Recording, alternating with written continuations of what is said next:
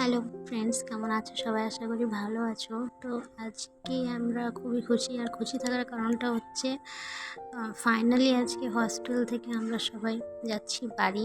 সবাই মিলে আমাদের নতুন ফ্যামিলি মেম্বারকে সঙ্গে নিয়ে যাচ্ছি বাড়ি। আর এখানে আমার সোনা মাকে দেখো কতটা খুশি, খুবই খুশি ছিল যে আমরা বাড়ি যাবো, সোনা বাবুকে নিয়ে বাড়ি যাচ্ছি। আমরা খুবই খুশি ছিল। আর ওখান থেকে বাইরে বেরোনোর পর আমারও খুবই ভালো লাগছে, কেননা টানা 3-4 দিন ওখানে থেকে একদমই বোরিং মনে হচ্ছিল। খুবই একটা বেডে শুয়ে থাকা সব সময়। আর বাইরের আবহাওয়াটা খুবই ভালো ছিল, আজকে ফ্রেশ ফিল হচ্ছিল। আর মনে হচ্ছিল সব কিছু যেন নতুন নতুন লাগছে, খুবই ভালো লাগছিল। আর তারপর আমরা ফাইনালি চলে আসি বাড়ি। আর বাড়ি আসার সময় রাস্তায় যারা দেখেছিল আমাদের, তারা পাড়ার যে প্রতিবেশীরা রয়েছে, তারা জিজ্ঞাসা করছিলেন কেমন আছে। দূর থেকে জিজ্ঞাসা করছেন, কারণ হস্টেল থেকে আসা হয়েছে আর তার উপরে আতুর কেউ ছুবে না। খোঁজ খবর নিয়েছে সবাই, কেমন আছি, ভালো আছি না খারাপ আছি, বেবি বয় হয়েছে না বেবি গার্ল হয়েছে।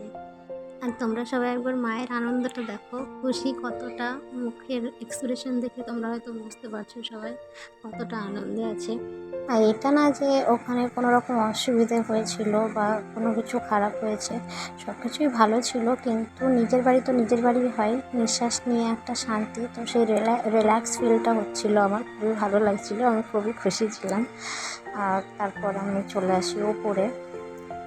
এই কারণে, কারণ আমার সোনামা রয়েছে, সোনামা সব কিছু ছুঁয়ে দেবে। আতুরের যে আচার নিয়মগুলো আছে সেগুলো তো মানতেই হবে, তাই না?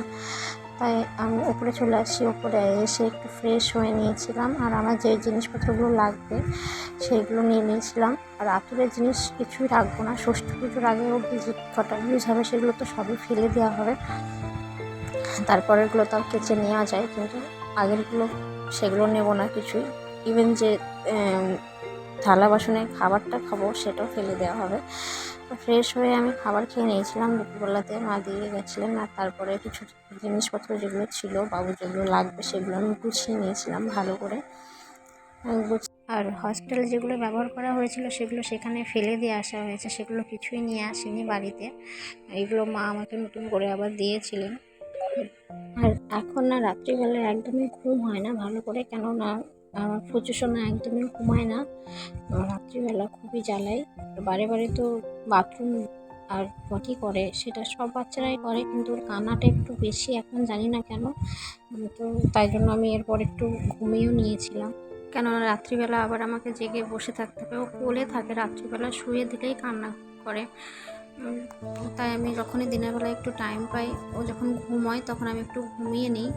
আর ঘুম থেকে উঠে খুব খিদে পাচ্ছিলো, তাই আমি একটু মুড়ি তরকারি খেয়ে নিয়েছিলাম। আর এই টাইমটাতে প্রচণ্ড পরিমাণে খিদে পায়। যাদের ছোট বেবি রয়েছে তারা অবশ্যই জানো। আর আমি তোমাদের সঙ্গে রেগুলার এখন ভিডিও শেয়ার করতে পারছি না, যেটুকুই পারছি চেষ্টা করছি শেয়ার করা।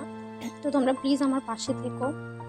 যারা আমার চ্যানেলে নতুন তারা প্লিজ চ্যানেলটিকে সাবস্ক্রাইব করে দিও, ভিডিওগুলোকে লাইক করো, আর আমার ভিডিওগুলোকে অনেক অনেক ভালোবাসা দিও। আর আজ আমি আমার ভিডিওটি এখানেই শেষ করছি। তোমরা আমার পাশে থেকো, আমার ভিডিওগুলোকে অনেক অনেক ভালোবাসা দিও। আমার ভিডিও দেখার জন্য তোমাদের অসংখ্য ধন্যবাদ।